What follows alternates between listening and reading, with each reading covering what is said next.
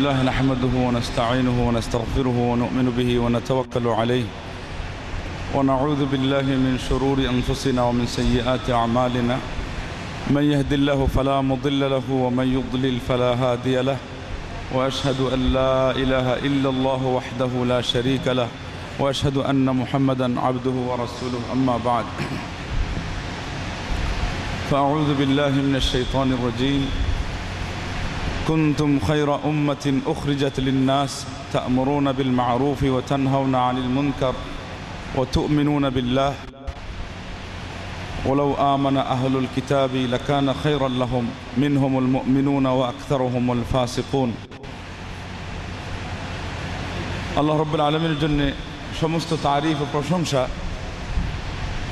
যে আল্লাহ পাক আমাদেরকে মুসলমান করেছেন এবং খাঁটি ইসলামের সন্ধান দিয়েছেন এবং আল্লাহর দ্বীন সম্পর্কে আমাদেরকে সজাগ ও সচেতন করেছেন এবং সিরাতে মুস্তাকিম সম্পর্কে আমাদেরকে আল্লাহ রাব্বুল আলামিন স্বচ্ছ ধারণা দিয়েছেন এবং এর উপরে চলার জন্যে যে পাথেয় নেক আমল সেই নেক আমল চর্চা করার এবং ঈমান ও আকীদা সম্পর্কে মানুষকে সজাগ করার যে প্রাণ কেন্দ্রগুলো সৌদি আরবের বিভিন্ন ইসলামী সেন্টার হিসাবে গড়ে উঠেছে সেগুলোর সাথে সম্পৃক্ত হওয়ার তৌফিক দান করেছেন এবং তারই একটি অংশ বিশেষ হিসাবে আজকের এই প্রোগ্রামে আমাদেরকে আল্লাহ পাক বসার কিছু কথা বলার এবং কিছু কথা শোনার তৌফিক দান করেছেন সেজন্য আমরা প্রাণ খুলে এবং অন্তর থেকে আমরা মহব্বতের সাথে বলি আলহামদুলিল্লাহ। বন্ধুগণ, আল্লাহর দ্বীন সম্পর্কে আমাদের যথেষ্ট আবেগ এবং আগ্রহ আছে, এতে কোনো সন্দেহ নেই। পাক ভারতের মুসলমান মাত্রই তাদের অন্তরটা আল্লাহর উদ্দেশ্যে এবং ইসলামের এবং নবী মুহাম্মদ রাসূলুল্লাহ সাল্লাল্লাহু আলাইহি ওয়াসাল্লামের ভালোবাসায় বিগলিত এবং প্রস্তুত উর্বর ভূমি।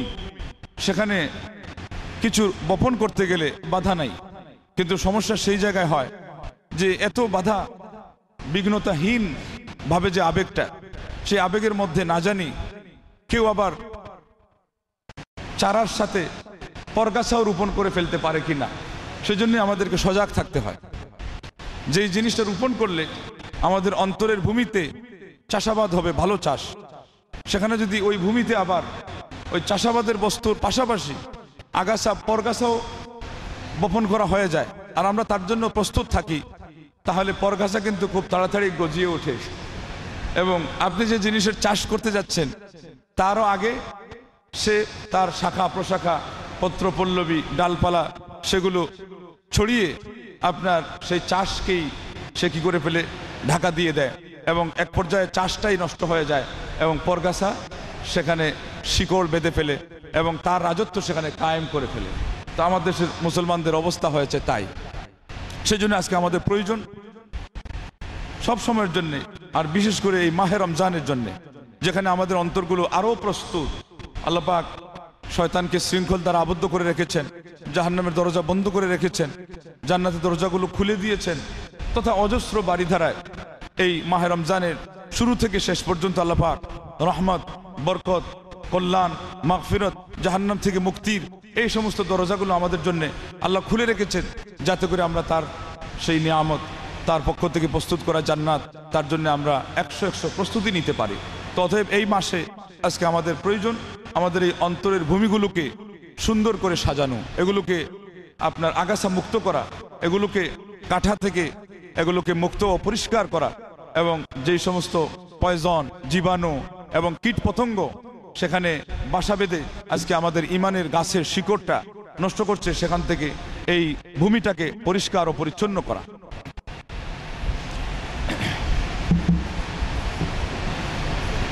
তাহলে কথা চলছিল যে আল্লাহ রাব্বুল আলামিন আমাদেরকে বিশেষ করে এই মাহে রমজানে যে সুযোগ করে দিয়েছেন, সেখানে প্রত্যেকের অন্তর কিন্তু প্রস্তুত। এই প্রস্তুত অন্তরটাকে কি দিয়ে আমরা আবাদ করব? বন্ধুগণ, আবাদ করার জন্যই আল্লাহ পাক এই 30 পারা কোরআন কারীম নাজিল করেছেন এবং এই মাহে রমজানেই নাজিল করেছেন। শাহরু রমাদান আল্লাযী উনজিলা ফীহিল কুরআনু হুদাল লিন-নাস ওয়া বায়িনাতিন মিনাল হুদা ওয়াল ফুরকান। এই সেই মাস মাহে রমজান যাতে কোরআন নাজিল করা হয়েছে, যা হচ্ছে সারা পৃথিবীর সমগ্র মানব জাতির জন্য হেদায়েত স্বরূপ এবং ওয়া বায়িনাতিন মিনাল হুদা, হেদায়েতের সুস্পষ্ট বর্ণনা। আল্লাহ পাক তার কোরআনের বৈশিষ্ট্য উল্লেখ করলেন যে হেদায়েতের সুস্পষ্ট বর্ণনা সেখানে আছে।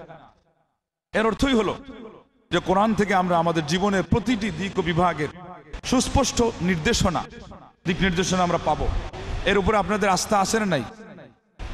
এবং এই কথাটা আলেম সমাজের জন্য নির্দিষ্ট নাকি না সর্বসাধারণ সারা পৃথিবীর সমস্ত মানুষের জন্য এটা একেবারে ব্যাপক, যে কেউ যদি কোরআনের হেদায়েতগুলো বুঝতে যায় এবং বুঝতে চায় তাহলে সে অবশ্যই সেটা আয়ত্ত করতে পারে, অবশ্যই আয়ত্ত করতে পারে। সেই জন্য আল্লাহ বলেছেন ওয়াবাইয়িনাতিম মিনাল হুদা ওয়াল ফুরকান, সত্য মিথ্যার মধ্যে পার্থক্যকারী। এবং বিশেষ করে এখানে সত্য মিথ্যার মধ্যে পার্থক্য হবে আপনার পথ, আপনার ঈমান, আপনার আমলের যে একটি নিয়ম ও পদ্ধতি, এই ক্ষেত্রে সেখানে সুস্পষ্ট একটি বিধান কোরআন বলে দিয়েছে। কোরআন বলে দিয়েছে, সন্ধান দিয়েছে। যেখানে চুল চেরা ব্যাখ্যাগুলো হাদিসে এসেছে তারও কিন্তু দিক নির্দেশনা কোরআন দিয়েছে। ওমা আতাকুমুর রাসূলু ফাখুযুহু ওমা নাহাকুম আনহু ফান্তাহু। রাসূল তোমাদেরকে যা দেন, যা উপহার দেন, যে দিক নির্দেশনা দেন তা তোমরা আঁকড়ে ধরো, বজ্রমুষ্টিতে ধারণ করো, আর যে বিষয় থেকে তিনি বাধা দেন, নিষেধ করেন, তার থেকে তোমরা বিরত থাকো। তাহলে ব্যাখ্যা পাওয়া যাবে হাদিসে। তারও সন্ধান দিয়ে দিলেন আল্লাহ পাক কোরআন কারীমে, যে হাদিসটাও তোমরা মানো, মানলে পরে তার সুস্পষ্ট ব্যাখ্যা তোমরা পেয়ে যাবে। সেক্ষেত্রে ওই ধরনের কথা, এমন উদ্ভট কথা এবং বিভ্রান্তিকর অপথভ্রষ্টকারী কথা কশ্চিনকালেও কানে নেওয়া যাবে না, শোনাও যাবে না, অন্তরে তার স্থান দেওয়া তো দূরের কথা। যারা বলে থাকেন যে সাধারণ মানুষ নাকি কোরআন এবং হাদিস থেকে তারা কোনো কিছু নিতে পারে না, তারা অপারগ, তার একটি ব্যাখ্যা আছে যে সাধারণ মানুষ কোরআন ও সুন্নাহ থেকে ইজতেহাদ করে যে যোগ্যতার ভিত্তিতে একজন বড় আলেম কোনো একটা জিনিস উদ্ধার করবেন সেটা নিতে পারবে না। কিন্তু কোরআন ও সুন্নাহ থেকে যে জিনিসগুলো উপদেশমূলক, যেটা পড়লেই একটা জিনিস শিকার মতো আছে, সেখানে কোনো বাধা বিপত্তি নেই, ক্রিটিক্যাল কোনো বিষয় নেই, সেটা সে অবশ্যই নিবে। ঠিক তদ্রুপ যে সমস্ত মাসআলা মাসাইলগুলো আলেমরা, এই বিষয়ের বিশেষজ্ঞরা সুস্পষ্টভাবে সেগুলো কোরআন ও সুন্নাহ থেকে নিরপেক্ষভাবে যারা হকের জন্যই কেবলমাত্র হকের অন্বেষণ করে ইলম চর্চা করেছেন, তারা সেগুলো তুলে ধরেছেন। সেগুলো সাধারণ মানুষ যদি বুঝতে যায় আর কেউ বলে যে না বুঝতে পারবে না, আমরা বলবো আপনার কথা মিথ্যা, আপনার কথা ভুল। সাধারণ মানুষ সেখানে তারা হৃদয়ঙ্গম করে এই মাসআলাটা তারা বোঝার মতো যোগ্যতা রাখে বলেই তো আল্লাহ পাক আলেমদের উপরেও যেমন মাসলা মাসাইলের উপর আমল করা অবধারিত করেছেন, সাধারণ মানুষের উপরেও আমল করা অবধারিত করেছেন। কেউ করেন নাই, তাইলে পরে সে আয়ত্ত করতে পারবে। কিন্তু আলেমটা সরাসরি ওখান থেকে নিতেও পারছেন, যেহেতু ওনার উপরে ওই এলিমটাও আল্লাহ অবধারিত করেছিলেন। সাধারণ মানুষ ওই পর্যন্ত তার কাছে যেহেতু নথিপত্র নাই, সেজন্য ওইটা আল্লাহ তার উপর অবধারিত করেন নাই, বরং তার জন্য সেখানে অগ্রসর হওয়া, ওই যোগ্যতা অর্জন করা ছাড়া হারাম। কিন্তু আলেমরা যেটা সেখান থেকে উদ্ধার করে রেখেছেন, যে সমাধানটা বের করে রেখেছেন নীতি নৈতিকতার ভিত্তিতে, এবং যারা হকপন্থী আলেম তাদেরটা সে যদি না বুঝতে পারে তাহলে সে আমল করবে কিভাবে? অতএব কোরআন ও সুন্নাহ থেকে যদি কোনো মানুষ, আমরা এই দুই ব্যাখ্যাকে, দুইটা দিককে সামনে রেখে বলি যে সর্বসাধারণ সারা পৃথিবীর সমস্ত মুসলমান কোরআন ও সুন্নাহ থেকে তারা নির্দ্বিধায় এবং তারা কোনো ধরনের বাধা নিষেধ ছাড়া তারা উপকৃত হতে পারবে, তাহলে ওই কথাটাই সঠিক। এবং এটাকে সামনে রেখেই আল্লাহ নবী মুহাম্মদ আরবি সাল্লাল্লাহু আলাইহি ওয়াসাল্লাম বলেছিলেন যে তারাকতু ফিকুম আমরাইনি লান তাদিল্লু মা তামাসসাকতুম বিহিমা কিতাবুল্লাহি ওয়া সুন্নাতি। আমি তোমাদের মাঝে দুটি জিনিস রেখে গেলাম, যদি তোমরা এই দুটিকে শক্ত হস্তে বজ্র মুষ্টিতে ধারণ করতে পারো, কশ্চিনকালেও তোমরা পথভ্রষ্ট হবে না। কিন্তু আজকে এই কথাটা বলার কারণ আছে যে একদল ভাই তারা নির্দ্বিধায় বুক ফুলিয়ে তারা খুবই কঠিনভাবে মানুষের সামনে একেবারে খোলা ময়দানে তারা ঘোষণা দিয়ে বলছেন যে কোরআন ও সুন্নাহ এটা কেবলমাত্র বিশেষ এক শ্রেণীর আলেমদের সেখান থেকে কিছু গ্রহণ করার খোরাক, কিন্তু সাধারণ মানুষ কোরআন সুন্নাহ থেকে কিছুই নিতে পারে না। তারা কেবলমাত্র আলেমদের সাথে সম্পৃক্ত হবে, তাদের কাছে তারা দায়গ্রস্ত, তারা যা বলে দিবে সেটাই তারা শিরোধার্য হিসাবে মেনে নেবে। এটা কি কথাটা কি বাস্তবসম্মত কথা? আলেম, কোন আলেমের কাছে গিয়ে সে দায়গ্রস্ত হবে? আলেমের লাইন কত, আলেমের ধারা কত, আলেমদের যোগ্যতা কত ধরনের, কিভাবে? আগেই আপনারাই বললেন যে বর্তমান বিশ্বে যেগুলো আলেম আছে সেই সমস্ত আলেমরাও কোরআন সুন্নাহ থেকে নাকি কিছু নেওয়ার মতো যোগ্যতাই রাখে না। আবার এখানে একটি নিরীহ, একটি সাধারণ দিনহীনে একেবারেই বিদ্যা বুদ্ধিহীন মানুষকে একজন আলিমের আস্তিনের সাথে আপনি পেঁচে দিলেন, জড়িয়ে দিলেন, এই লোকটা কোথায় গিয়ে গুজাবে মাথা? কিভাবে সেই মানুষটা পথভ্রষ্ট হবে? বন্ধুগণ, ঘটনা অত্যন্ত করুণ। যেহেতু আমরা কথাগুলো বলি নীতি নৈতিকতা ছাড়া, সেজন্য আমাদের কথায় সবসময় দেখা যায় কি আছে, দ্বন্দ্ব আছে, বৈপরীত্য আছে। একদিকে বলা হলো আল্লাহর আকৃতি নাই, আকার নাই, আবার বলা হলো আল্লাহ সব জায়গায় সর্বত্র বিরাজমান। কেমন কথা? আকৃতি নাই, কিভাবে বিরাজমান? কি ভাই, কথাগুলো বুঝে আসে না? বিপদ, কঠিন অবস্থা। অতএব আলেমদের মধ্যেও তো তফাৎ আছে। যে আলেম নিজে এলিমটাই কোরআন সুন্নাহ থেকে নিলেন না, সেই আলেমের কাছ থেকে একজন সাধারণ মানুষ আবার কিভাবে সঠিক জিনিসটা পেতে পারে? তাহলে আমাদের এই সব কথা থেকে এটাই বোঝা যায়, সবাইকে আমাদের যার যার সাধ্য অনুযায়ী কোরআন ও সুন্নাহর দিকে যেতে হবে। সরাসরি যে নিতে পারে সে সরাসরি নিল, যে নিতে পারে না সে বিশ্বস্ত আলেমের সহযোগিতায় কোরআন ও সুন্নাহর আলো অবশ্যই নিবে। কি ভাই, এই কথার উপর আপনারা একমত আছেন না নাই? আল্লাহ যেন আমাদেরকে কবুল করেন এবং তৌফিক দান করেন, বলুন আল্লাহুম্মা আমিন। আলেমের কথা কি বলা হয়েছে? আলেমকে এলিম নিতে হবে। একজন জ্ঞানী বলেছেন, একজন আলেমকে আলেম হতে গেলে তার কয়েকটি বৈশিষ্ট্যের প্রয়োজন। তার মধ্যে একটি হলো সত্য সম্পর্কে, হক সম্পর্কে একজন আলিমের সুনিশ্চিত সিদ্ধান্ত থাকা দরকার। হকের পথ সম্পর্কে তার মধ্যে কোনো দ্বিধাদ্বন্দ্ব থাকলে উনি আলিমই হতে পারেন না। আজকে আমাদের সমাজে অনেক আলিম আমরা একথা বলি, এটাও ঠিক ওইটাও ঠিক, তার মানে দ্বিধা, দ্বন্দ্ব, ইতস্ততা এবং অনিশ্চয়তা। আবার আরেক দল একেবারে গলা বাজিয়ে বলে দিবে যে বাতিলটাই সঠিক আর সঠিকটাই বাতিল। আমাকে বলছে আপনি কোন তরিকার মানুষ? আমি বললাম আমি মদিনার তরিকার মানুষ। তো বলছে যে এটা কোন মদিনার তরিকা, কোথায় পাইলেন? বলে পাইলাম তো, আল্লাহ দিলেন তো মদিনার তরিকাই। আপনি কোন তরিকার? তো উনি একটা তরিকার নাম বললো আর কি। তো আমি বললাম এটা পাইলেন কোথায়? আমারটা পেয়েছি আল্লাহর পক্ষ থেকে। আল্লাহ পাক নবী নাজিল করেছেন, আল্লাহ পাক নবীকে নির্বাচন করেছেন, পাঠিয়েছেন এবং তার উপরে কোরআন নাজিল করেছেন। এগুলো মক্কা থেকে মদিনায় তার কাজ সুসম্পন্ন হয়েছে। মদিনায় গিয়ে সেই পুরা ইসলামের ডিটেলস ব্যাখ্যা, সমস্ত আমলি দিকগুলো, মানুষ কিভাবে ইসলামকে মনে প্রাণে মেনে নিয়ে তার প্র্যাকটিস করবে, আমলি দিক থেকে সে নিজেকে সুসজ্জিত করবে, এই সবগুলো আমরা সেখানে পেয়েছি। অথবা আমাদের জীবনের চলার পথের সব পথ পাথেয় সবগুলো আমরা ওই মদিনা থেকে পেয়েছি, নবী মুহাম্মদ রাসূলুল্লাহ সাল্লাল্লাহু আলাইহি ওয়াসাল্লামের আদর্শ থেকে পেয়েছি। আসল কথা হলো মদিনা দিয়ে যদি আপনি নবী সাল্লাল্লাহু আলাইহি ওয়াসাল্লামকে বুঝান তাহলে তাও সঠিক। তাছাড়া কিন্তু মদিনা বলে আবার ওই স্থান কেন্দ্রিক কোনো একটা ইসলামও আমাদের কাছে গ্রহণযোগ্য না। আজকে অনেক ভাই এটাও বলতে শুরু করেছেন মক্কা মদিনায় এটা হয়, মক্কা মদিনায় সেটা হয়। আমরা কি মক্কা মদিনা কেন্দ্রিক ইসলাম মানতে রাজি, নাকি না কোরআন ও হাদিস এবং বিশুদ্ধ হাদিস কেন্দ্রিক ইসলাম মানতে রাজি? কোনটা ভাই? কোরআন এবং বিশুদ্ধ হাদিস। সেই সাথে আমরা বলবো ফাহমুস সালাফে সালেহ, সালাফে সালেহিন, সাহাবা, তাবেঈ, তবে তাবেঈনদের বুঝ অনুযায়ী, আগের যুগের যারা বিশ্বস্ত এবং নির্ভরযোগ্য আলেম ছিলেন তাদের বুঝ অনুযায়ী। এটাও আবার একটা বড় শর্ত, কারণ এটা ছাড়া পঙ্গু হয়ে যাবে আপনার সমস্ত শ্রম। আপনি বলবেন কোরআন ও সুন্নাহ, ওই যে একটু আগে যেটা বলা হয়েছিল যোগ্যতা নাই, আর আপনি বলবেন কোরআন ও সুন্নাহ, আর ইচ্ছা মতো কোরআন ও সুন্নাহর ব্যাখ্যা নিজের ইচ্ছা মতো আপনি করবেন, আর এরপরে মানুষকে বিভ্রান্ত করবেন, সে হলো আরেক বড় বিপদ এবং মহা বিপদ, মস্ত বড় বিপদ। সেখান থেকেও আমাদেরকে কিন্তু দূরে থাকতে হবে। এছাড়া আমাদের লাইন কিন্তু ওইটাই, কোরআন সুন্নাহর লাইন, কিন্তু ওইটা প্রচার হয়েছে মদিনায়, সেজন্য আমরা বলতে পারি মদিনার তরিকা। মোট কথা ওখানে একটা চমক লাগানো গেল রীতিমতো, আপনিও লাগাতে পারেন। কোনো সময় আমাদের ভাইদেরকে দেখা যায় যে ওনার তরিকা আছে, উনি বলতে পারলো আমার কোনো তরিকার নাম নাই বলে বলতে পারলাম না, আমি একটু ঠকে গেলাম। এটা কি হলো?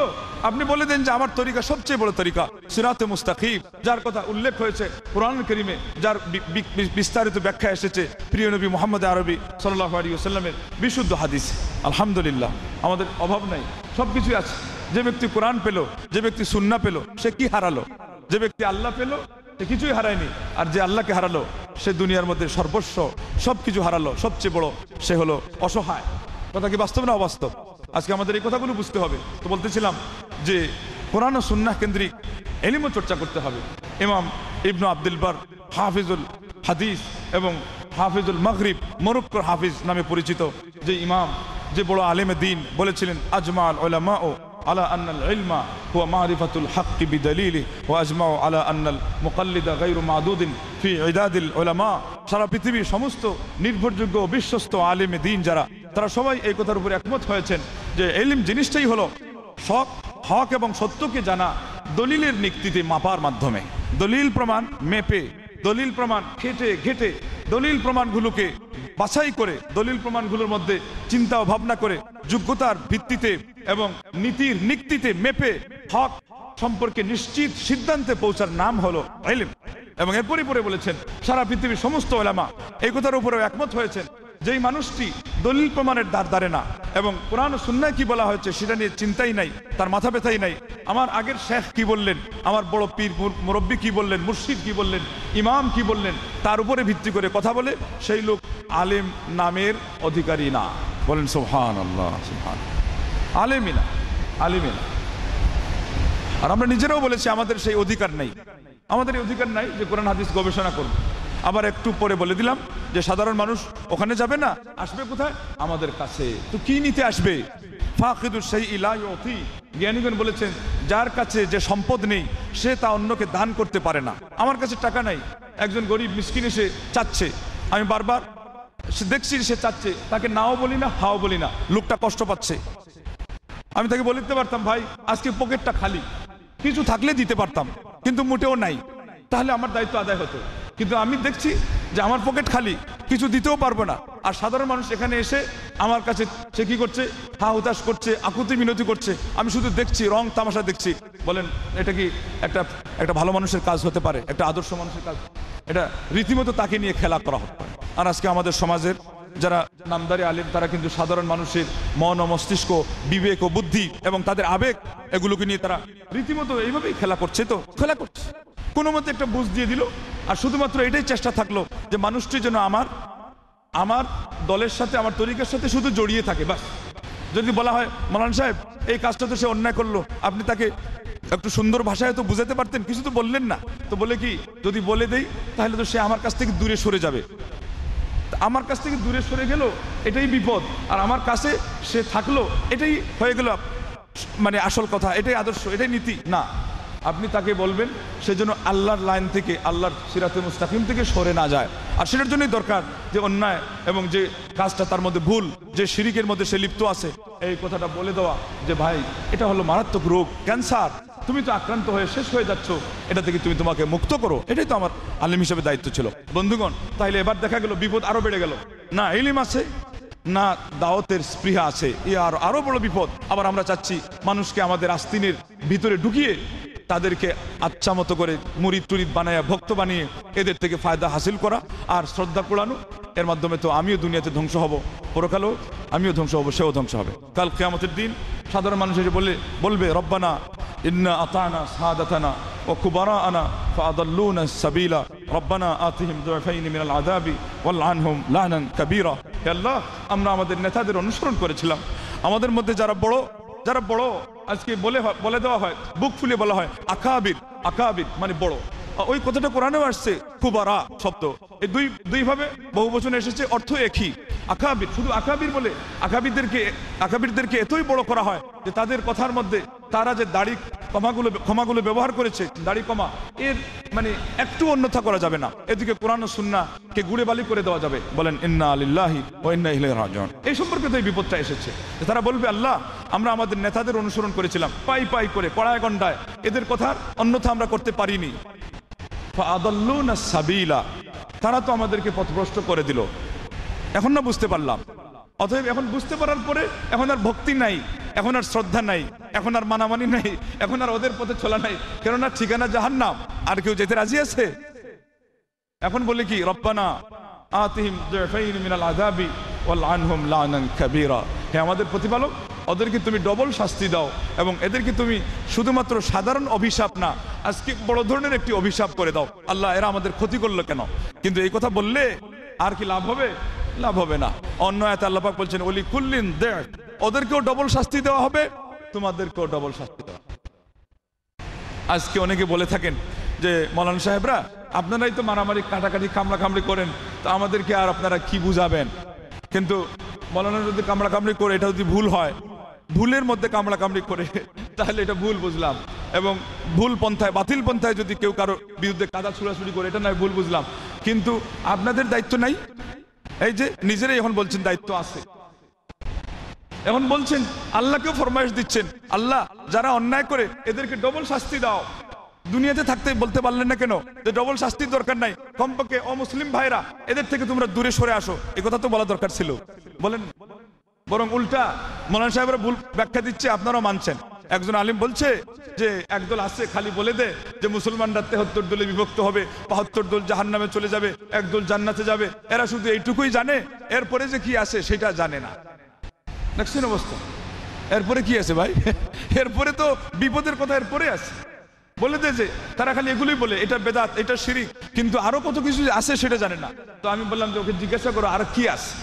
উনি অনেক বড় আমাদের দেশের সবচেয়ে প্রসিদ্ধ মাদ্রাসা খারিজি লাইনের কি হাটহাজারি থেকে উনি ফারিক এবং বৃদ্ধ আলেম। ওনার চেহারা দাড়ি সব সাদা, দেখে তো ওনার সামনে আমাদেরকে কেউ আর মানে এলাও করে না। কিন্তু আবার এটাও শুনেছে যে তার এলিমের দৌড় অনেক বড়, বলছে যে আমরা এত কিছু জানি যে এরা জানে না। তো আমি বললাম আচ্ছা ঠিক আছে, ওনাকে জিজ্ঞাসা করেন ওই জিনিসটা কি যেটা আমরা বলি না বা জানি না, উনি জানে তো শিখে নেই জানার মতো হলো। পরে জিজ্ঞাসা করলে জানা গেল যে সেটা বলতেছে যে এটাই যে আল্লাহ নবী সাল্লাল্লাহু আলাইহি ওয়াসাল্লাম বলেছেন যে এই ধরনের মতানৈক্য হবে, কোরআনেও আল্লাহ পাক বলেছেন অনেক মতানৈক্য হবে, মানুষ সততা বিচ্ছিন্ন হবে। তো অতএব এইভাবে মানুষ বিচ্ছিন্ন হচ্ছে, এদের এটা নিয়ে এত নাক গলানোর কি দরকার আছে, এদের গায়ে এত জ্বালা পোড়া করে কেন? আমি বললাম এটা না, বলে হ্যাঁ। বললাম তাহলে বলে দাও যে না এরপরে কি আছে সেটা উনিও জানে না, এটা আলহামদুলিল্লাহ আমাদের কাছে খবর আছে। বলে কি?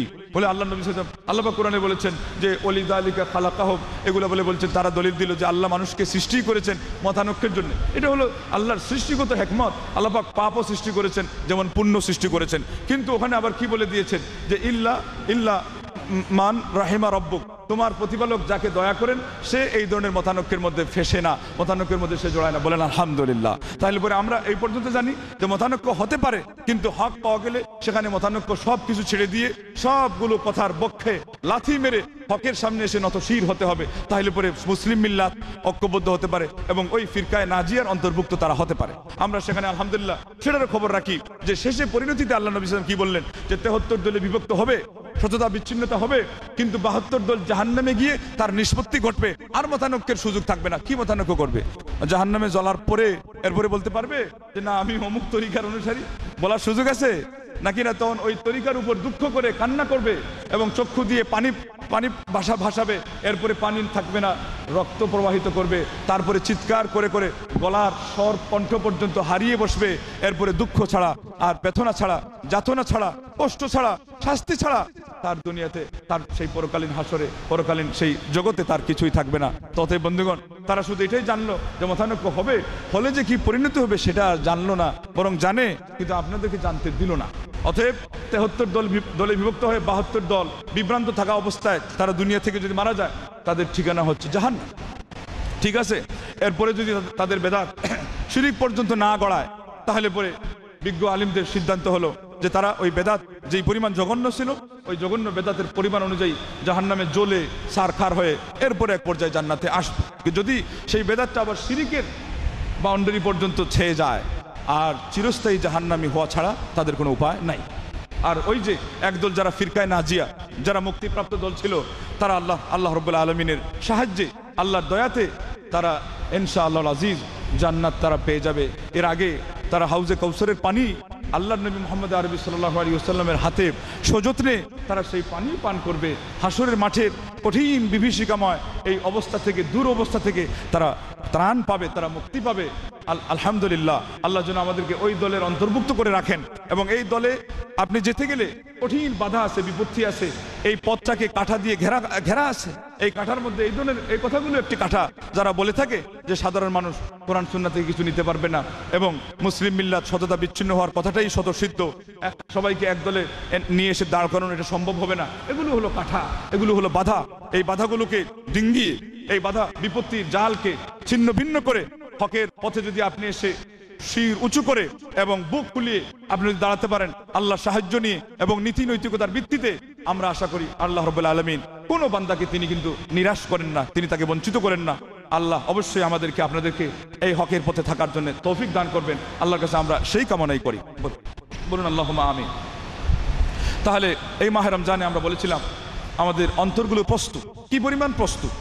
এই প্রস্তুতিটা তো নিতে হবে শক্তভাবে, এই প্রস্তুতিটা নিতে হবে নিপুণভাবে এবং পরিপূর্ণভাবে। না নেওয়ার কারণে ফাঁক ফুকর যখন থাকে, তখন মানবরূপী শয়তান সেখানে কিছু বপন করার সুযোগ পায়, দানবরূপী শয়তানও কিছু বপন করার সুযোগ পায়। সেজন্য আসুন মাহে রমজান, যেখানে আল্লাহ পাক বলেছিলেন যে লাআল্লাকুম তাত্তাকুন, তাকওয়া এবং আত্মশুদ্ধিতার উদ্দেশ্যেই এই মাহে রমজানের রোজাকে তিনি ফরজ করেছেন। আজকে ওই তাকওয়ার নাম দিয়ে, আত্মশুদ্ধিতার নাম দিয়ে আমাদের সরল প্রাণ মুসলমানদেরকে বিভ্রান্ত করার জন্য একদল উঠে পড়ে লেগেছে। আদা জল খেয়ে তারা তাদের সেই পচা এবং তাদের সেই অখাদ্য এবং তাদের সেই মানে হজবরল অপদার্থ সেই জিনিসগুলো আমাদের মুসলিম ভাইদের অন্তরে ঢুকিয়ে দিয়ে এদের অন্তরকে পরিচ্ছন্ন না করে আরো বরং ময়লাযুক্ত আবর্জনাযুক্ত করে ফেলছে। সেজন্য আমাদের প্রয়োজন কোরআন ও সুন্নাহ কেন্দ্রিক আত্মশুদ্ধিতার নিয়মগুলো জানা।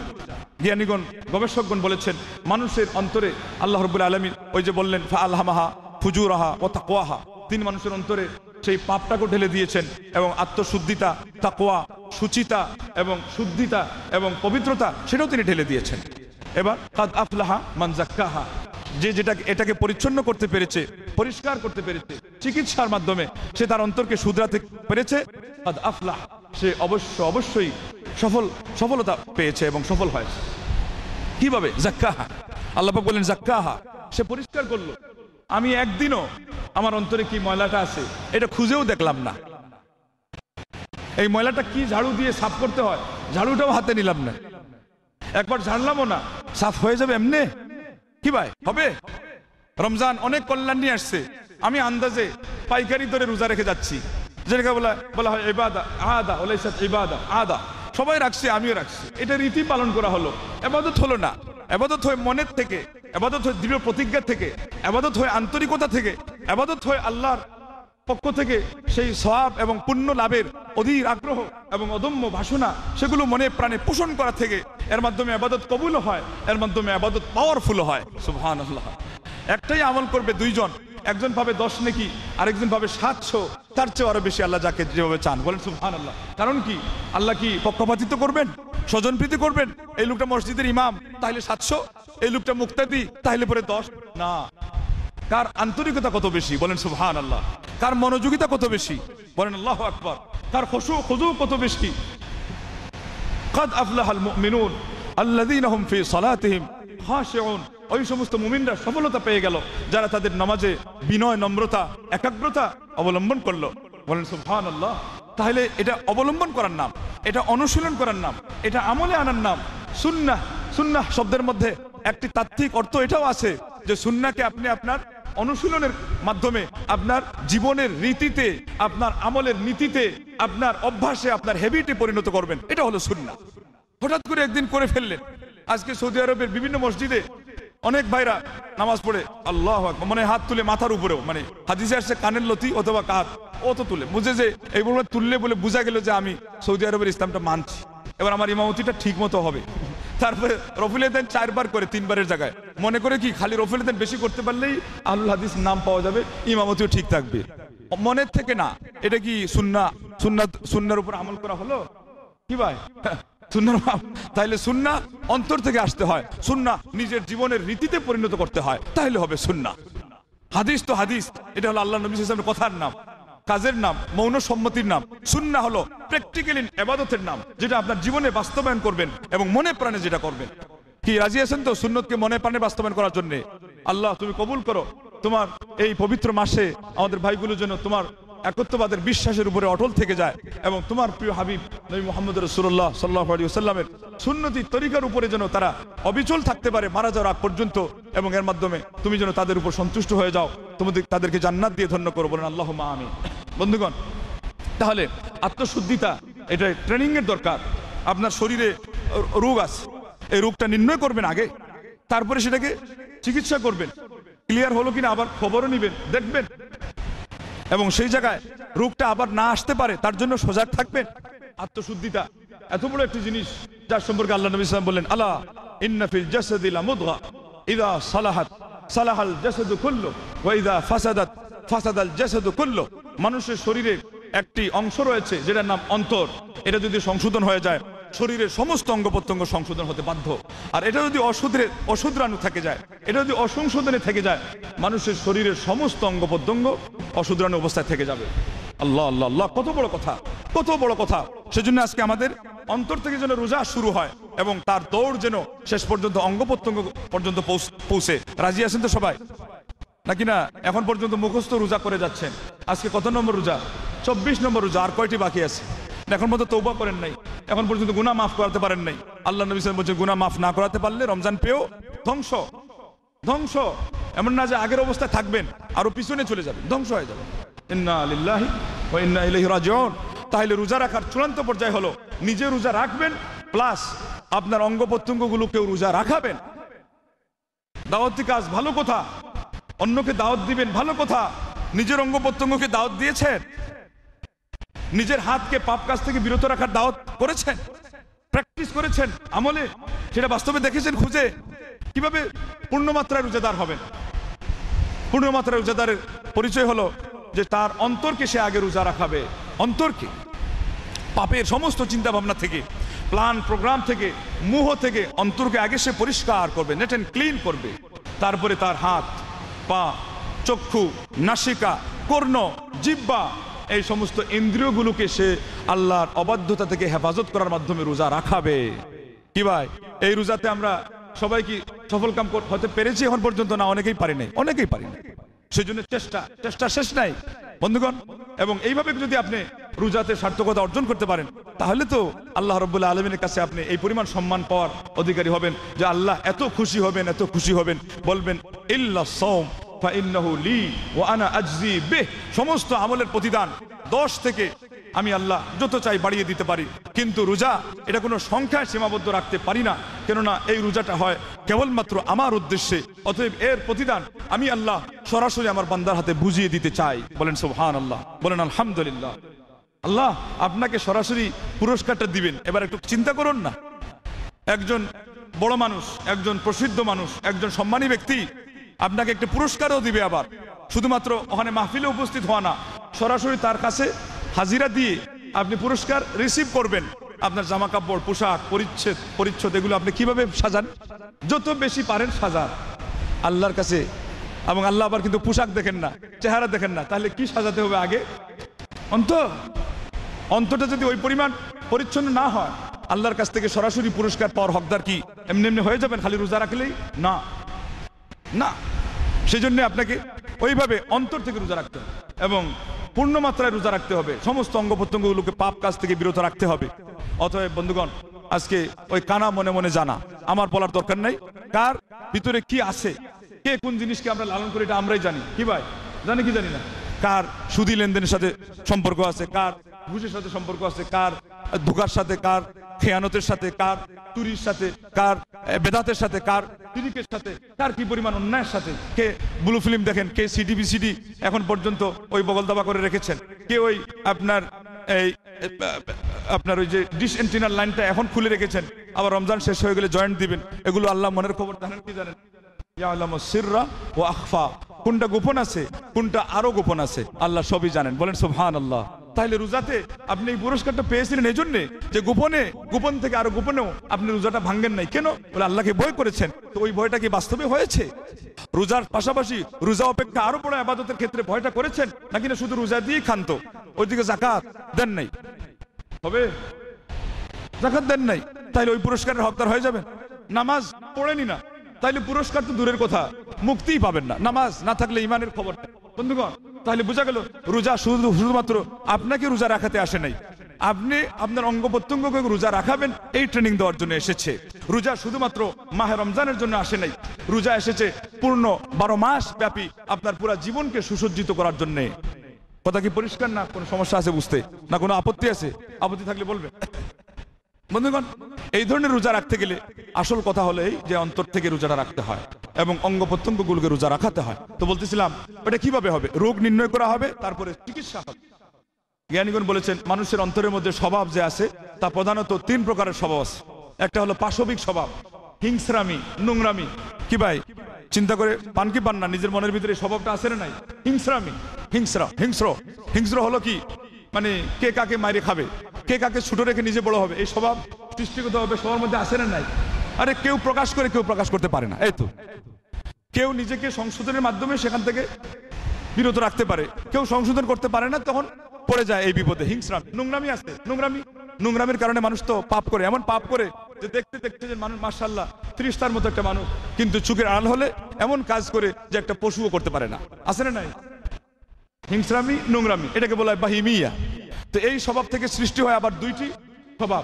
এই এই এই অভ্যাস থেকে, এই স্বভাব থেকে দুইটি অভ্যাস সৃষ্টি হয়। একটা হলো কার্পণ্যতা, আর একটা হলো লোভ লালসা। লোভে পাপ, পাপে মৃত্যু, আমরা বলি কি বলি না? আর কার্পণ্যতা, কার্পণ্যতা এটা ওমাইয়ুকা শুহা নাফসিহি ফাউলাইকা হুমুল মুফলিহুন। আল্লাহ পাক বলেছেন যে কার্পণ্যতা থেকে নিজেকে মুক্ত করতে পারলো সেই সফলতা অর্জন করলো। তার মানে কার্পণ্য থাকলে সফল হওয়া যাবে না। সুবহানাল্লাহি ওয়া বিহামদি। আমাদের মধ্যে কার্পণ্যতা আছে না নাই? আমি আজকে বলবো একটা কথা, বাস্তব কথা। ইসলামী সেন্টারে আমরা আসি, খুব ভালোবাসি, আবেগ দেখাই, শেখদেরকে শ্রদ্ধা দেখাই, অনেক কিছু করি। যদি বলা হয় যে এই বইগুলো আর ফ্রি দেওয়া হবে না, এগুলো সবাইকে কিছু হাদিয়া দিয়ে নিতে হবে, হাদিয়া, আমাদের দেশে হাদিয়া বলে তো এই জন্য হাদিয়া বলছি আমি, যাই হোক। এবার দেখা যাবে আর 100 জন নাই, অনেক সময় দেখা যাবে কোনো কোনো সেন্টারে 50 জন নাই, কোনো কোনো সেন্টারে 25ও নাই। কি কার্পণ্যতা আছে না নাই? কি ভাই, তাহলে কি পাওয়া গেল? কার্পণ্যতা পাওয়া গেল তো।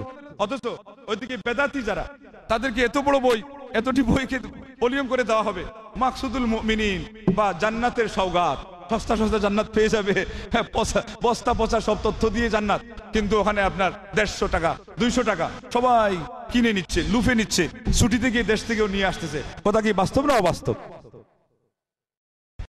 তাইলে আমরা কার্পণ্যতায় আক্রান্ত আছি এখনো, আত্মশুদ্ধিতায় এখনো পিছনে আসি না নাই? আল্লাহ নবী মুহাম্মদ আরবি সাল্লাল্লাহু আলাইহি ওয়াসাল্লাম তার সাহাবাদেরকে যেভাবে গড়ে তুলেছিলেন, তারা কিভাবে কার্পণ্যতার ঊর্ধ্বে উঠেছিলেন। মেহমান এসেছেন, খাবারের ব্যবস্থা নাই, মেহমানদারি কাকে বলবে, কি দিয়ে করবে? সাহাবাদের কাছে অফার রেখেছেন, কে এই মেহমানকে রিসিভ করবে, মেহমানের মেহমানদারি করবে। একজন সাহাবী নিয়ে নিয়েছেন, দেখছেন আর কেউ উত্তর দিচ্ছে না, তারও জানা আছে আমার ফ্যামিলিতে ওই মেহমানদারির ব্যবস্থা নাই, কিন্তু আমার জন্য, আমার স্ত্রীর জন্য, আমার ছেলেমেয়ের জন্য তো কিছু আছে, আজকে একটু স্যাক্রিফাইস করে ওই জিনিসগুলো দিয়ে তো মেহমানদারি করা যাবে। মেহমানকে নিয়ে চলে গেলেন বাড়িতে। আয়োজন হলো, আয়োজন ওই পরিমাণে পর্যাপ্ত নয় যে উনি খেতে পারেন, মেহমান খেতে পারে, সেটা শুধুমাত্র মেহমানের জন্যই যথেষ্ট। স্ত্রীকে বলে দিলেন যে খাবার যখন পরিবেশন করা হবে তখন তুমি ওই বাতিটা, এর ফিতাটা ঠিক করে দেওয়ার ভান করে, বুদ্ধি করে তুমি এটাকে নিভিয়ে দিবে, আর আমি শুধুমাত্র হাত নাড়াতে থাকবো, ভাবভঙ্গি করতে থাকবো, আর উনি বুঝবেন আমিও খাচ্ছি, আর এই সুবাদে যেন উনি খেয়ে যান, তার পেটে যেন একটা কিছু চলে যায়।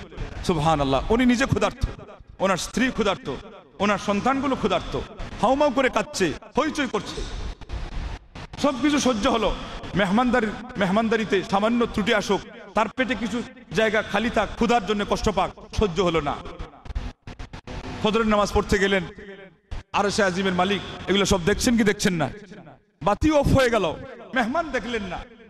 মেহমানদারি যে আল্লাহ সন্তুষ্টির জন্য করা হলো, দেখলেন কি দেখলেন না? কিন্তু যার মেহমান তিনিও দেখেন নাই, তার নাম নবী মুহাম্মদ রাসূলুল্লাহ বলেন সাল্লাল্লাহু আলাইহি ওয়াসাল্লাম। আজকে আমাদের সমাজের লোক বলে যে নবী বলে সব জানেন, বলে নাউযুবিল্লাহ। পীরের নাম দিয়েছে শেখ, কুন ফায়াকুন, শেখ ইয়ালামুস সিররা ওয়া আখফা, যেগুলো আল্লাহর বৈশিষ্ট্য, বলেন নাউযুবিল্লাহ। আল্লাহর আসমান ফেটে যায়, জমিন ফেটে চৌচির হয়ে যায়। আনদাউলির রহমানি ওয়ালাদা, আল্লাহর জন্য যদি একটা সন্তানের দাবি করে, আল্লাহর বৈশিষ্ট্যের সমকক্ষ এখনো বলে নাই।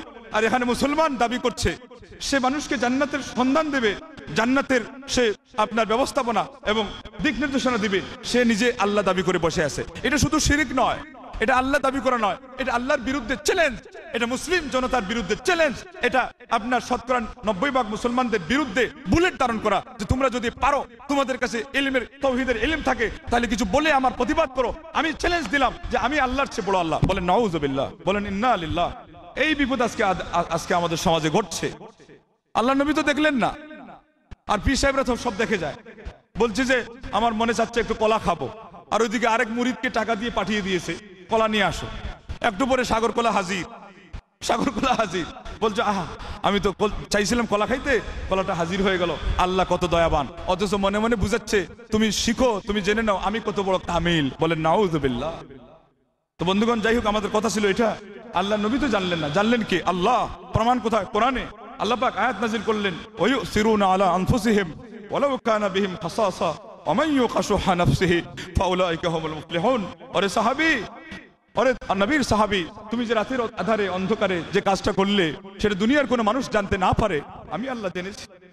আমার নবী এখন পর্যন্ত তোমাকে সাধুবাদ না জানাতে পারেন, ধন্যবাদ না জানাতে পারেন, কেননা তিনি গায়েব জানেন না, কিন্তু আমি আল্লাহ তোমার প্রশংসায় এই আয়াত নাযিল করে দিলাম। কিয়ামতের আগ পর্যন্ত তুতলা এই আয়াত তিলাওয়াত করা হবে এবং সারা পৃথিবীর সমস্ত মুসলমানরা নিজেদেরকে কার্পণ্যতা থেকে উদ্ধার করার জন্য যে চিকিৎসা এর ব্যবস্থাপত্র সেখান থেকে নিবে, যে তারা তাদের নিজেদের উপরে ক্ষতি করেও নিজের জানের কষ্ট স্বীকার করেও তারা অন্যদেরকে প্রাধান্য দেয়, মেহমানের মেহমানদারি করে। আর যে ব্যক্তি এইভাবে নিজের কার্পণ্যতা থেকে নিজেকে উদ্ধার করতে পারে তারাই হলো সফল কাম। বলেন সুবহানাল্লাহ। আল্লাহ নবী সাল্লাল্লাহু আলাইহি ওয়াসাল্লাম এই আয়াত পাঠ করার মাধ্যমে শুধুমাত্র তাকে নয়, সারা পৃথিবীর ওই সমস্ত মানুষ যারা বকিলি থেকে কার্পণ্য থেকে উদ্ধার পেতে চায় তাদের পুরস্কার দিয়ে দিলেন, তাদের সুসংবাদ দিয়ে দিলেন। তাহলে বন্ধুগণ, এইভাবে মানুষের স্বভাবের মধ্যে একটা আছে ক্ষোভ এবং রাগ। এই রাগ থেকে তৈরি হয় অহংকার, তৈরি হয় আত্মম্বরিতা, আমি বড়। ইমাম ইবনে তাইমিয়া রাহিমাহুল্লাহ বলেছেন, যদি কেউ মনে করে আমি বড়, এই পাপটা হলো রিয়াকারী, লৌকিকতা অপেক্ষা আরো বড় পাপ। কেননা রিয়াকারী, লৌকিকতা প্রদর্শনকারী, সে আল্লাহ ছাড়া অন্য আরেকজনকে আল্লাহ সমান করে দেখে, আর যে নিজেকে নিজে বড় বলে সে নিজেকে আল্লাহ সমান করে দেখে। বলেন ইন্না লিল্লাহি, আরো বড় কঠিন। তো অতএব তারপরে আরেকটি পাপ আছে, সেই পাপ হলো আপনার শয়তানি মোহ। মানুষের মনের ভিতরে দেওয়া আছে, শয়তান সেখানে স্থান পেয়ে গেলে এটা হলো সে মানুষকে শেষ পর্যন্ত আল্লাহর সাথেও অবাধ্যতা করতে, জুলুমের কাজ করতে, শিরিক করতে, কুফরি করতে বাধ্য করে। অতএব এই যে প্রথমটার মাধ্যমে সে নিজের উপর জুলুম করে, দ্বিতীয়টার মাধ্যমে নিজে অন্যের উপর জুলুম করে, অহংকার, অন্যের উপর অবিচার করে, অধিকার নষ্ট করে নিজেকে বড় মনে করার কারণে। তৃতীয় যে পাপ, যেটা শয়তানি প্রবৃত্তি, এটার কারণে সে সৃষ্টি হয়ে স্রষ্টার উপরে জুলুম করে। ইন্না শিরকা লা যুলমুন আযীম, মহা জুলুমে সে নিজেকে আক্রান্ত করে, নিক্ষিপ্ত করে, নিপাতিত করে এবং নিজেকে ধ্বংস করে। অতএব আজকে বুঝলাম প্রধানত কয়েকটি রূপ, এবং এর পাশাপাশি শয়তান প্রবেশ করার কয়েকটি সিঁড়ি আছে। প্রথমে হলো বলবে কুফরি করো, শিরিকি করো, আল্লাহর বিরুদ্ধাচরণ করো। যদি এটা করে ফেলে আর দরকার নেই, তার মাথা কামানোর কিছু নেই। এরপরে আসে বেদাত করাতে, যদি বেদাত করে ফেলে অন্য পাপের চিন্তাই করার দরকার নেই। এই জন্য আমাদের অনেক ভাইরা বলে যে আমি তো অমুক তরিকায় মুরিদ হয়ে জিনা করা ছাড়ছি, সুদ খাওয়া ছাড়ছি, কিন্তু এটা বুঝে না যে বেদাত করার মাধ্যমে আরো বড় পাপ। শয়তানের কাছে বড়টা কি? বেদাত, কাবিরা গুনার চেয়েও বড়। সেই জন্য আগে সেটা করায়, এরপরে না পারলে কাবিরা গুনাহ, সেখানে না পারলে সাগিরা গুনাহ, সেখানে না পারলে যেটা ছোট কাজ ওইটাতে ব্যস্ত করে দিয়ে বড় কাজ থেকে আপনাকে মুখ ফিরিয়ে রাখার জন্য আপনি ওইদিকে শান দিচ্ছেন, অজু করছেন, হাত ধুচ্ছেন, আতর মাখাচ্ছেন, ওইদিকে আপনার প্রথম তাকবীর চলে যাচ্ছে। কি এখানে অজু করার পরে আতর মাখানোটা ভালো হলো নাকি না অজুটা ঠিক মতো করে ফেলা হয়ে গেলে তাকবীরে প্রথম তাকবীর যেটা ওইটা ধরা ভালো ছিল? কোনটা ভালো ছিল? ওটা ভালো ছিল। তাহলে এইভাবে শয়তান অনেক কাজ করায়। ঠিক তদ্রুপ মুবাহ বলে এটা বৈধ, এটা বৈধ, এরপরে আপনাকে ডুবিয়ে দেয়। খেলা দেখছেন, আর্জেন্টিনা ব্রাজিলের ফাইনাল খেলা, কিন্তু দেখতে দেখতে নামাজ বাদ, প্রথম দিন জামাত বাদ, এরপরে নামাজও বাদ, তারপরে ইমানও বাদ। বলেন নাউযুবিল্লাহ। তাইলে শয়তানের প্রবেশ পথ সেগুলো চিনতে হবে, শয়তানের সিঁড়ি সেগুলো নির্ধারণ করতে হবে, এবং এইভাবে করে যদি আপনি ঠিক রাখতে পারেন তাহলে ওই দানবরূপী শয়তানের আক্রমণ থেকে বাঁচতে পারলেন। এরপরে আসবে মানবরূপী শয়তান, সৎসঙ্গে স্বর্গবাস, অসৎসঙ্গে সর্বনাশ। খারাপ সঙ্গীদের কারণে আজকে কত লোকের চরিত্র নষ্ট হচ্ছে, আমল নষ্ট হচ্ছে। বন্ধুগণ, এদিকে ভালো সঙ্গ এখানে আসবে না, অন্যকে আসতেও দেবে না, বলবে যে এখানে ওই শুধুমাত্র গালমন্দ শিখানো হয়, এটা সেটা শিখানো হয়, ওহাবি আকীদা শিখানো হয়। বলেন নাউযুবিল্লাহ, বলেন ইন্না লিল্লাহ। অতএব বন্ধুগণ, আজকে আমাদেরকে সৎসঙ্গ গ্রহণ করতে হবে। সৎসঙ্গের কাছে আসলে হাদিসে আসছে, বুখারী হাদিস, যে আপনি আতর বিক্রেতার মতো সুগন্ধি পাবেন, না কিনে নেবেন, আর না হলে সে আপনাকে আতর লাগিয়ে দিবে। বলেন সুবহানাল্লাহ। আতর লাগিয়ে দেয়, এই যে বই দিয়ে দিল, একটা ভালো কথা শুনিয়ে দিল। অতএব বন্ধুগণ, সময় শেষ হয়ে গেছে, আমার কথাও এই পর্যন্ত শেষ, যে আত্মশুদ্ধিতা এইগুলো রোগ নির্ণয় করে তার চিকিৎসার মাধ্যমে করতে হবে, এবং মনে করতে হবে চিকিৎসা আল্লাহর কালাম, নবী সাল্লাল্লাহু আলাইহি ওয়াসাল্লাম হাদিসের ঊর্ধ্বে কোনো চিকিৎসা নাই, এবং ইলম এটাও কোরআন এবং সুন্নাহর মূল উৎস ছাড়া কোনো ইলম নাই। আল ইলমু মা ক্বালা আল্লাহু ওয়া ক্বালা রাসূলুহু ওয়া মা আদা যালিকা ফাওয়াসাওয়িসু শাইতানি। ইমাম শাফিঈ রাহিমাহুল্লাহ বলেছেন, ইলম হলো যা বলেন আল্লাহ, যা বলেন আল্লাহর নবী সাল্লাল্লাহু আলাইহি ওয়াসাল্লাম, আর এছাড়া যা সেটা হলো শয়তানি কুমন্ত্রণা, বিশেষ করে এর বিরুদ্ধে যেগুলো, যেখানে পাইলেন না সেখানে নীতি নৈতিকতার ভিত্তিতে কোনো কথা মানলেন আলাদা, কিন্তু এর বিরুদ্ধে যেগুলো, এবং এটা থাকা অবস্থায়ও আপনি বলছেন ইমাম বলেছেন, আপনি বলছেন মুরব্বী বলেছেন, আপনি বলছেন সমাজ বলেছে, হতে পারে না, এটা বলুন শয়তানি কথা, এটা কোনো দিনই কথা হতে পারে না। অতএব আগে আমাদের দিনই মন ও মেজাজ, মস্তিষ্ক এবং আমাদের চিন্তা চেতনা সেগুলোকে রিফাইন করে, সেগুলোকে রিপেয়ারিং করে, সেগুলোকে আমাদেরকে স্বচ্ছ করে, বিশুদ্ধ করে আজকে আপনি কোনটা পোষণ করবেন, কোনটা গ্রহণ করবেন তার সিদ্ধান্ত নিতে হবে। এবং এরও আগে আমাদের লাইন কি হবে, তরিকা কি হবে, আমাদের রাস্তা চলার পথ কি হবে, কোরআন ও সুন্নাহ এবং সুন্নতি তরিকা এবং তাওহীদে আকীদা বিশ্বাস, এই বিষয় সম্পর্কে আমাদেরকে নিশ্চিত সিদ্ধান্তে আগে আমাদেরকে এসে অটল থাকতে হবে এবং দাঁড়িয়ে যেতে হবে। তারপরে আল্লাহর কাছে সাহায্য চাইতে হবে। যেমন আমরা নামাজে বলি, ইহদিনাস সিরাতাল মুস্তাকিম, আল্লাহ তুমি আমাদেরকে সহজ সরল পথ দেখাও। অনেক কথা এখনো বাকি আছে, শিখতে পারি নাই, সেটা শিখাও। আর যা শিখেছি, যা জেনেছি, তার উপরে অটল থাকার তৌফিক দাও। এই নিয়তে তো, এই উদ্দেশ্যে তো আপনি ইহদিনাস সিরাতাল মুস্তাকিম বলবেন, তাহলে আল্লাহ আপনাকে হেদায়েতের পথ সুগম করে দিবেন এবং যেই পর্যন্ত হেদায়েত পেয়েছেন তার উপরে অটল থাকার তৌফিক দান করবেন। ইমাম ইবনুল কাইয়িম রাহিমাহুল্লাহ বলেছেন, ইজআল লিওয়াজহিকা মুখলাতাইন কিলাহুমা মিন খাশিয়াতির রহমানি বাকিয়াতানি ওয়ালাউ শাআ রাব্বুকা লাকুনতা আয়দান মিসলাহুম ফাল কলবু বাইনা আসাবির রহমানি। তুমি তোমার চেহারায় এই চক্ষু দুটিকে এমন এমনি রেখে দিও না। দুনিয়াতে পাপ দেখা তো দূরের কথা, অযথা জিনিসগুলো দেখো, সময় নষ্ট করো না। এই চক্ষু দিয়ে তুমি উপদেশ নাও, এই চক্ষু দিয়ে তুমি কিছু কান্নাকাটি করার মাধ্যমে তোমার অন্তরটাকে আগে গলিত বিগলিত করো।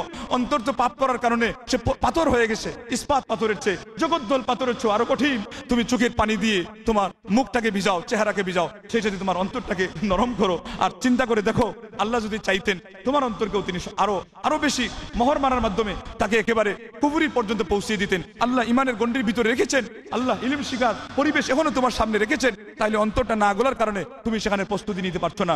অন্তরকে গলিয়ে কান্নাকাটি করে তুমি প্রস্তুতি নাও।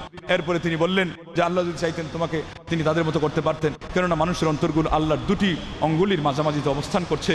অতএব আজকে এই রহমতের মাসে এখানেও যদি আমরা কান্নাকাটি করে গুনাহকে ক্ষমা করাতে না পারি, নিজের অন্তরকে শুধরাতে না পারি, নিজের আমলকে সাজাতে না পারি, ইসলামী শিষ্টাচারিতা উত্তম চরিত্রে নিজেকে চরিত্রবান করতে না পারি, বন্ধুগণ, এরপরে আর আশা করা যায় না। যৌবনকালে যদি নিজেকে শুধরাতে না পারেন, মান সাব্বা আলা শাইইন শাবা আলাইহি, যে যৌবনকাল যে জিনিসের উপর গড়ে তুলে তার বার্ধক্য ওর উপরেই যায়, তাহলে এরপরে আর আশা করা যায় না। এই পরিবেশে থেকে যদি শুধরাতে না পারেন, শিরক ও বেদাতের আখড়ায় দেশে গিয়ে যেখানে কোনো ভালো আলিমের সন্ধানই পাবেন না, কোনো ভালো একটা বইয়ের সন্ধানই পাবেন না, সেখানে কোনোভাবেও আশা করা যায় না। অতএব বন্ধুগণ, আল্লাহর কাছে কান্নাকাটি না করার কারণে আমাদের অন্তর কিন্তু শক্ত হয়েছে। আজকে আসুন, এই যে মাসে কদরের রাত আসতেছে, আগামীকাল আবার আসবে 25-এর রাত, এরপরে 27-এর রাত, এরপরে 29-এর রাত, কমপক্ষে এই রাত্রিগুলোতে তো গুনাহ ক্ষমা করাতে হবে। আল্লাহ নবী সাল্লাল্লাহু আলাইহি ওয়াসাল্লাম বললেন, যে ব্যক্তি কদর রাত্রি পেল, কদর রজনী পেও তার গুনাহ ক্ষমাতে না, যে ব্যক্তি কদরের রাতটাকে সে সুন্দরভাবে কাটালো, এটাকে ইবাদতের মাধ্যমে উদযাপন করলো, আল্লাহ তার আগের সমস্ত গুনাহ মাফ করে দিবেন। আর রমজান সম্পর্কে আসছে, রমজান পেলেন, গুনাহ মাফ করালেন, আপনি ধ্বংস। অতএব আসুন আমরা আল্লাহর কাছে আমাদের ব্যাপক সংশোধনের জন্য দোয়াও করি এবং দাওয়া তথা বাস্তবমুখী ব্যবস্থাও অবলম্বন করি। আল্লাহ যেন আমাদেরকে তৌফিক দান করেন, আল্লাহ আমাদেরকে তার সন্তুষ্টির পাত্র বানান এবং দুনিয়া এবং আখিরাতে আল্লাহ আমাদেরকে সফলতা দান করেন। বলুন আমিন। ওয়া আখিরু দাওয়ানা আলহামদুলিল্লাহি রাব্বিল আলামিন। আসসালামু আলাইকুম ওয়া রাহমাতুল্লাহি ওয়া বারাকাতুহু।